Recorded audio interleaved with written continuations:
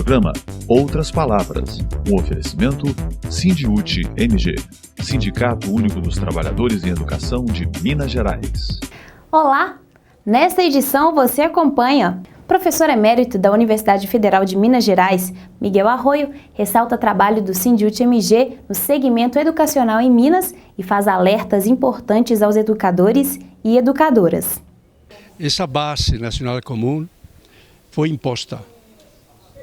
Veja, nós vínhamos já das CBEs, de todo um debate para construir o Plano Nacional de Educação, tal, que ao final terminou sendo outorgado. E aqui nem se esperou consultar as prefeituras, as escolas, as redes estaduais. Aqui foi imposta essa base nacional comum. O MEC escolheu quem ele achou, eu não fui escolhido, por suposto, e ele que definiu, impôs uma base nacional comum. Então, essa é a primeira crítica que temos que fazer. Se trata de reforçar a velho estilo de definir do alto o que tem que ser feito nas escolas. Claro, isto traz consequências muito sérias. Por quê? A pergunta, por que definir do alto o que tem que ser ensinado nas escolas? Porque nas últimas 10, 15, 20 anos, aqui a Escola Plural, por exemplo, os professores vinham tendo autorias docentes. Isto é muito importante para o Sindiúti. Os professores não são os mesmos. Os professores têm outra formação, têm outra capacidade de agir, têm autorias docentes, têm autonomia docente. Então, diante desse crescimento das autorias docentes, da capacidade docente, para eles inventar o que ensinar, é que vem o MEC e diz basta, basta. Agora vocês vão ter que ensinar o que nós definamos do alto como base nacional comum. Isto tem um sentido político muito sério, muito sério. Eu quero, na minha fala, politizar o debate. Se trata de uma questão de poder.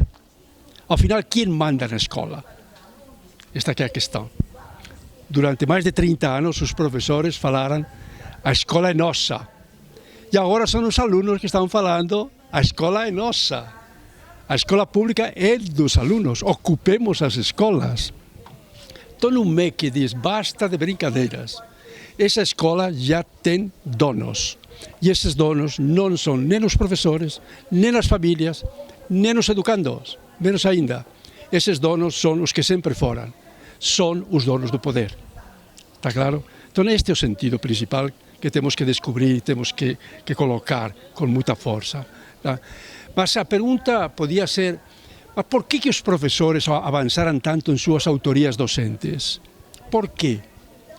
Porque os professores tiveram que dar respostas a algo novo que estava chegando nas escolas.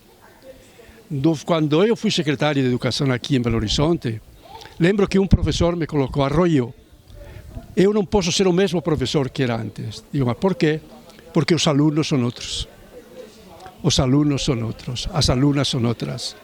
Estavam chegando na escola os que nunca chegaram. Estavam chegando os pobres, os favelados.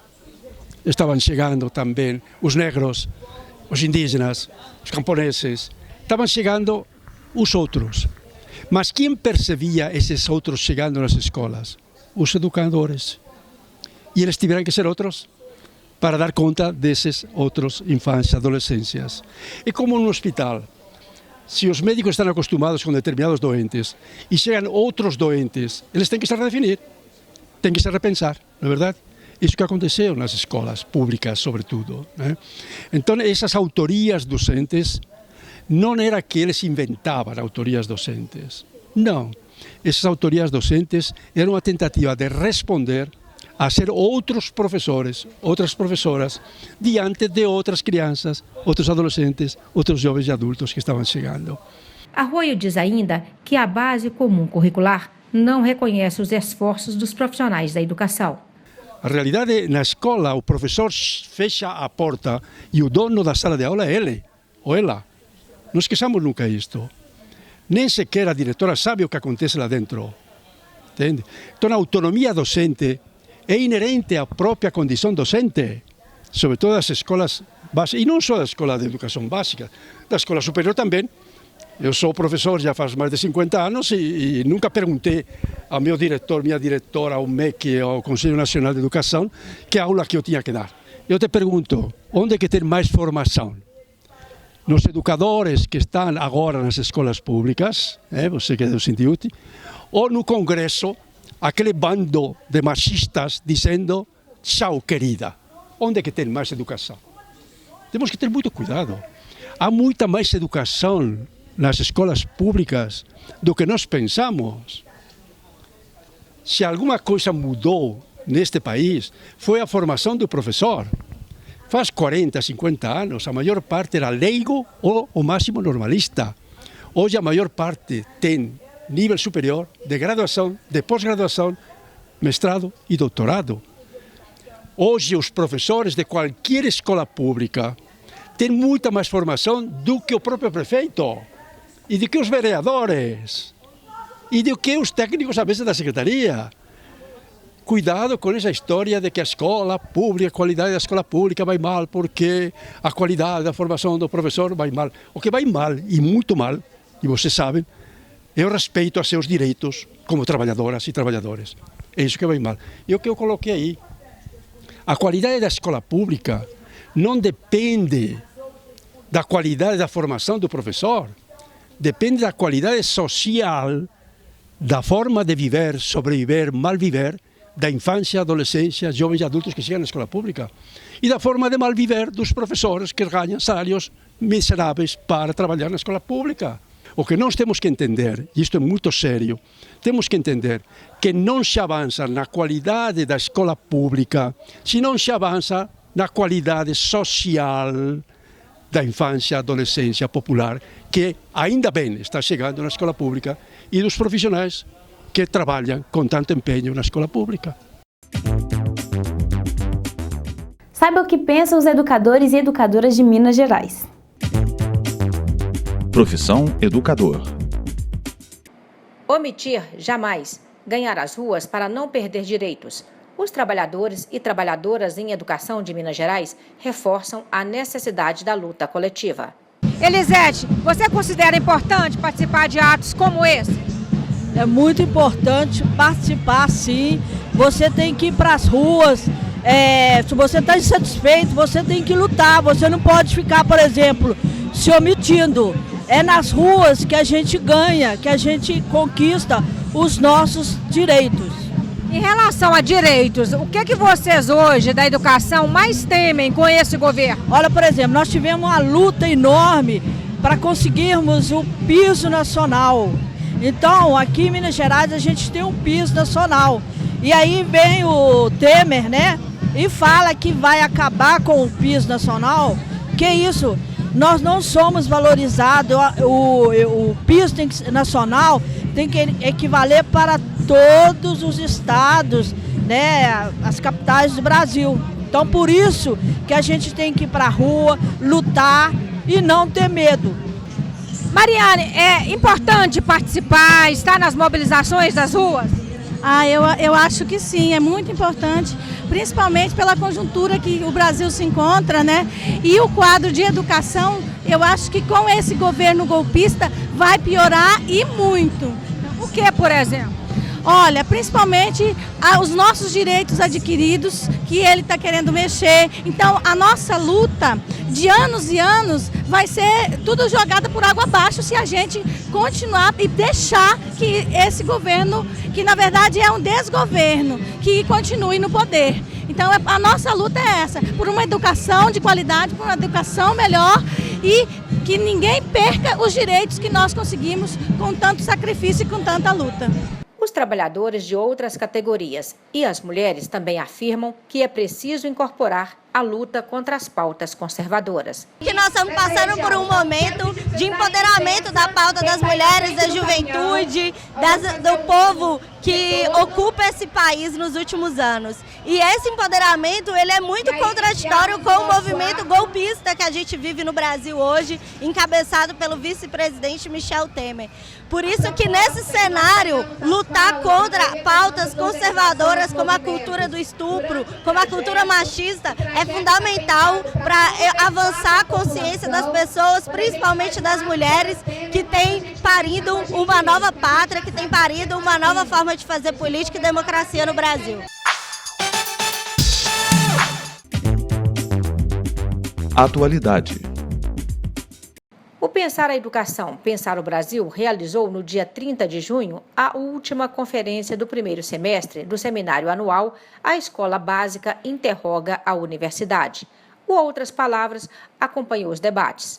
Na ocasião, as professoras Isabel de Oliveira, da UFMG, e Vera Lúcia Vieira, da Escola Municipal Infantil Miriam Brandão e da UMEI Céu Azul, em Belo Horizonte, falaram da relação da universidade e da educação infantil.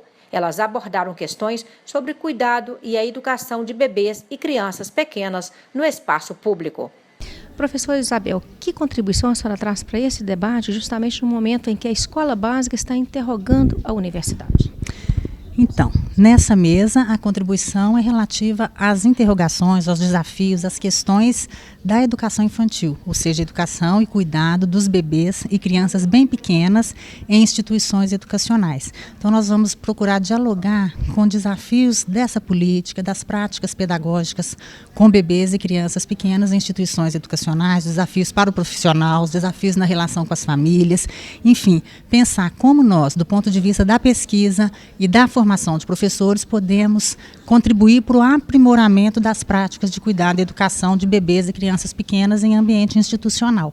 E hoje, o que não pode se calar ou fechar os olhos nessa questão para quem está na prática do dia a dia, cuidando, zelando dessas crianças?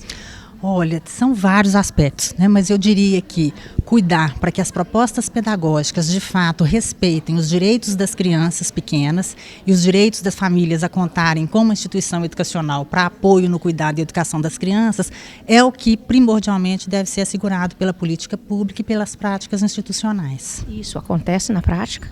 Na verdade, o que a gente vê é que há práticas muito férteis, muito interessantes, de professoras e gestoras muito comprometidas, mas há muitos problemas, muitos dilemas que precisam ser enfrentados, tanto do ponto de vista da formação inicial, quanto da formação em serviço. Professora Vera Vieira, que contribuição a senhora está trazendo para esse debate no momento em que se discute o que a educação básica traz de interrogação para a universidade? Isso. Eu estou num lugar muito bacana que eu vou falar pelo viés da educação básica, representando os professores, as pessoas que estão lá no cotidiano, trabalhando diretamente com os bebês e as crianças pequenas nas escolas municipais de Belo Horizonte. São várias as interrogações, vários desafios no cotidiano para os quais muitas das vezes não fomos formados para esses desafios, e é na prática que a gente vai construindo soluções para esses desafios. Eu vou organizei as discussões em torno de 3 temas, 3 categorias. O cuidado, a educação e o cuidado como elementos básicos, né, a educação do bebê e da criança pequena, as tensões curriculares e como que a contribuição teórica da universidade, e como que ela se relaciona com a prática, o que a prática está interrogando essa teoria, e por fim a relação com as famílias, que é outro elemento importantíssimo na educação das crianças pequenas. O que a senhora diria hoje, professora, que é o maior desafio do educador, do profissional que está na lida do dia a dia desses desafios que a senhora acaba de apontar? O que é primordial? Principalmente respeitar os direitos da criança, respeitar a criança, a escuta à criança, né, e conseguir, com um cuidado profissional, atendê-la e proporcionar a ela um desenvolvimento máximo que ela puder ali, né, desenvolvimento do seu potencial. Do ponto de vista de políticas públicas, o que a senhora diria assim, isso já era para ter sido feito ou precisa mudar com urgência? O acesso, em primeiro lugar, né? A educação infantil hoje ainda não atende todas as crianças, ela não, como o ensino fundamental, já conseguiu garantir o acesso a todas as pessoas na idade, na educação infantil não, especialmente as crianças pequenas, os bebês, são um público que ainda temos uma dívida enorme de atendimento a eles, junto com o acesso à qualidade do atendimento, dentro e a construção desse campo, né, dessa discussão do trabalho da educação infantil. Qual é o trabalho? Que professor é esse que a gente precisa pensar para atuar com crianças bem pequenas? A aproximação da escola básica à universidade faz parte dos objetivos deste seminário. O professor Tarcísio Vago é um dos coordenadores do projeto Pensar a Educação, Pensar o Brasil. Professor, o que a universidade busca com essa discussão?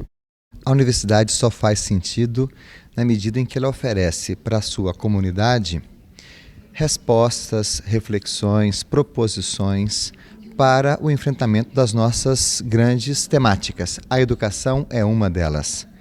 E nós aqui na UFMG queremos cada vez mais nos aproximar da educação básica, das escolas públicas especialmente, que compõem as redes públicas de ensino pelo nosso país. Então, este seminário, ele pretende exatamente esta aproximação daquilo que os professores e as professoras realizam nas suas escolas, as suas experiências, os seus projetos, tudo aquilo que no dia a dia das escolas se realiza, a cultura escolar, podemos assim dizer, e aquilo que nós aqui na universidade também realizamos. Nós estamos nos colocando exatamente como uma universidade aberta às interrogações que a escola pública nos oferece.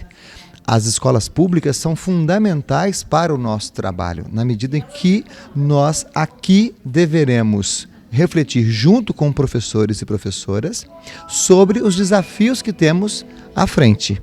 Então, a nossa proposta é estreitar cada vez mais as relações entre a educação superior e a educação básica, no sentido de que ambas se complementam, ambas podem dialogar e trocarem projetos, desafios, para que caminhem juntas. A universidade só faz sentido na medida em que está próxima das escolas públicas.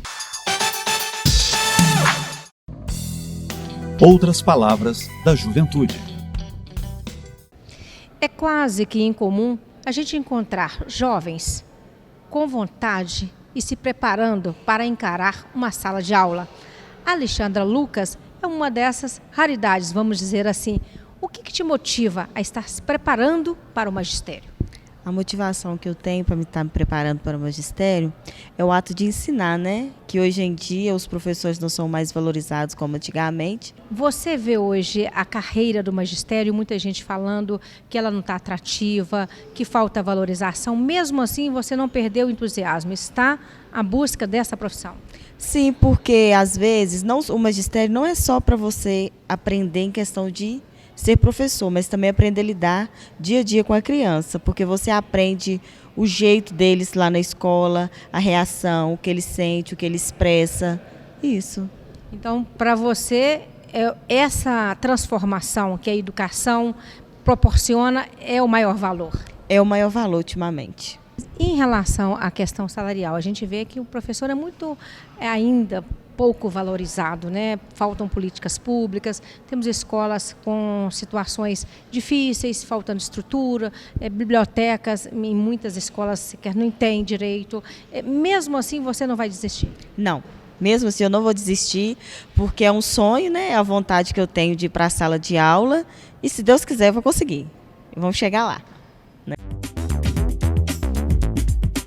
Está com alguma dúvida relativa aos seus direitos? Nosso departamento jurídico esclarece. Tira dúvidas.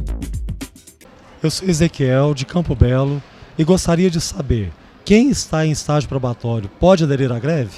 Sim, todo servidor, inclusive os do estágio probatório, podem aderir à greve.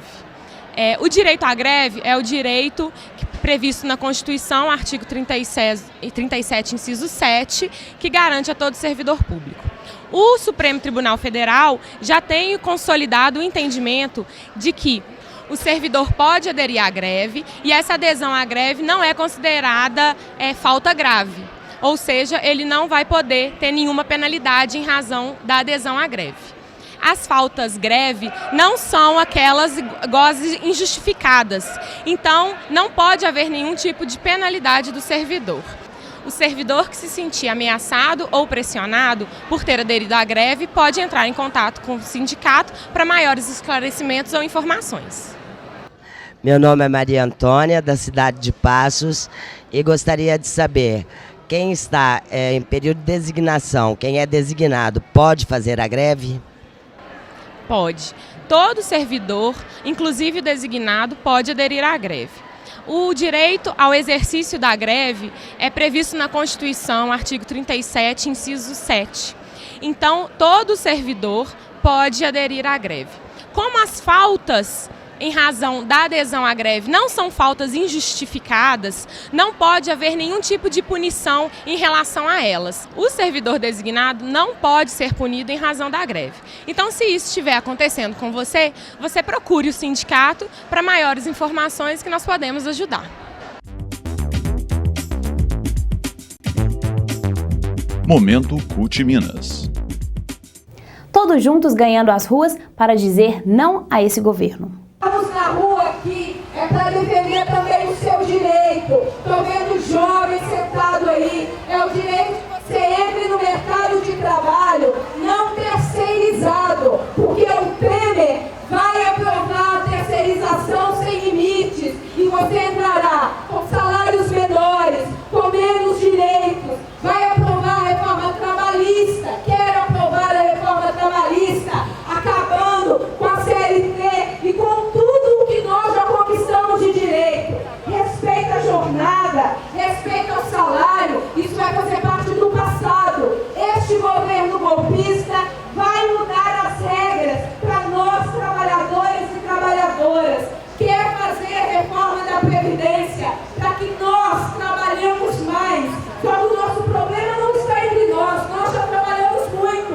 O governo tem que atacar as grandes fortunas, não nós, classe trabalhadora. Esse é mais um fora Temer e terão tantos quantos forem necessários, porque nós não sairemos das ruas enquanto tivermos um governo ilegítimo e golpista no nosso país. Esse governo ilegítimo quer vetar uma lei de que o negociado prevaleça sobre a legislação trabalhista. Chega de retrocesso, chega de perdas de direitos. Classe trabalhadora nas ruas. Não temos mais ilusões nenhuma com as instituições tipo o Congresso e o Senado. A única democracia que vai ser garantida com os povos vai ser com os povos nas ruas. A democracia, quem garante é o povo brasileiro. Esse golpe ele vem com uma característica já muito velha nesse país, que é uma elite que não se conforma em ser derrotada nas urnas e tenta ganhar o poder na marra.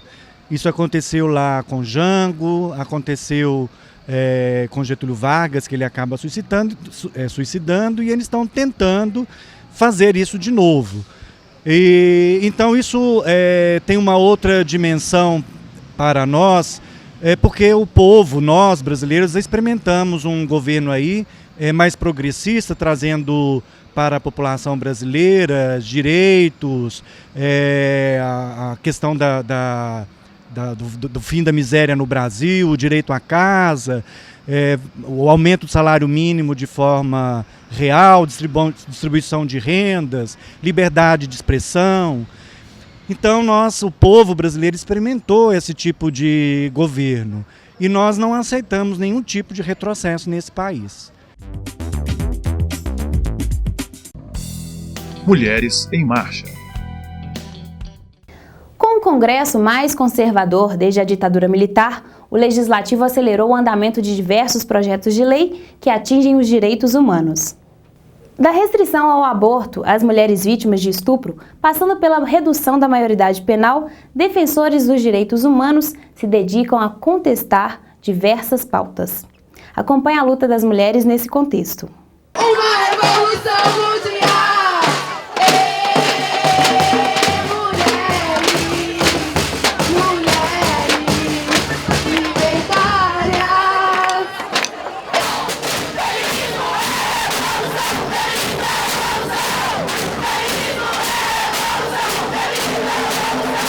Nós estamos num momento muito difícil, né, extremamente complexo.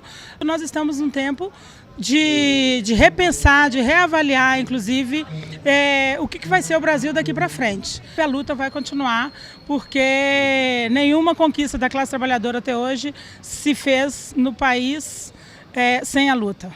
Com relação às mulheres, sobretudo a esse PL 5069, que restringe o atendimento às mulheres vítimas de estupro. Isso é um absurdo, né? Como que uma mulher que é vítima de estupro, que sofre uma violência, não pode ser atendida num serviço médico, assim?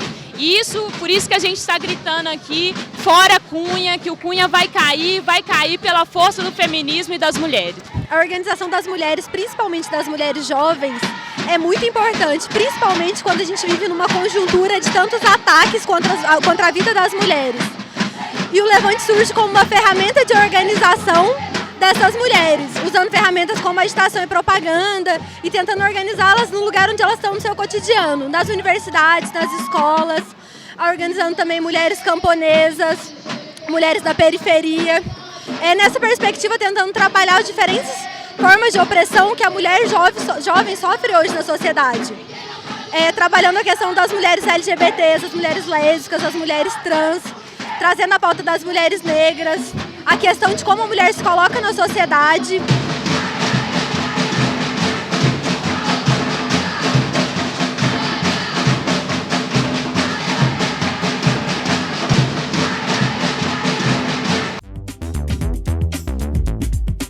Vamos a Brasília com as notícias da Confederação Nacional dos Trabalhadores em Educação.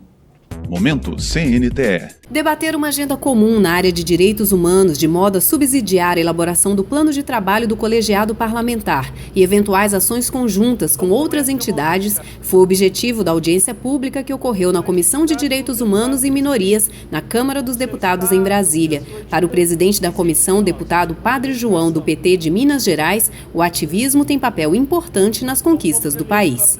Sei que não falta legitimidade nem disposição para defender a causa humanista aqui nesse plenário. Vejo um conjunto de pessoas e entidades que expressam toda uma história de ativismo que resultou nos avanços conquistados pelo Brasil nas diversas áreas dos direitos humanos. A comissão foi criada em 1995 e hoje recebe, em média, anualmente, 320 denúncias de violações dos direitos humanos. Entre suas atribuições estão fiscalizar a execução de programas governamentais do setor, discutir e votar propostas legislativas, além de cuidar de assuntos referentes às minorias étnicas e sociais. O secretário de Direitos Humanos da Confederação Nacional dos Trabalhadores em Educação, CNTE, Zezinho Prado, falou sobre a preocupação com os retrocessos. Eu acho que essa recente reforma ministerial, onde acaba com o Ministério de Direitos Humanos, a Secretaria Especial, enfim, e vai tudo para Justiça e Cidadania, a gente tem um pouco de medo, né? Porque todos os coletivos que tratam desses direitos fundamentais das pessoas idosas, pessoas com deficiência, criança e adolescente, juventude, LGBT, está tudo debaixo das asas igualdade racial, de mulheres, enfim, está tudo debaixo de um guarda-chuva muito enorme. E a gente tem preocupação que isso não dê conta de funcionar e a gente, em vez de ter avanço, a gente tenha retrocesso em tudo aquilo que a gente conquistou até hoje. Ao final da audiência, que teve a participação de mais de 50 entidades e que durou cerca de 5 horas, o presidente afirmou que todas as sugestões foram colhidas e serão analisadas para compor o plano de trabalho. Até o próximo sábado. Você fica agora com o nosso quadro de humor.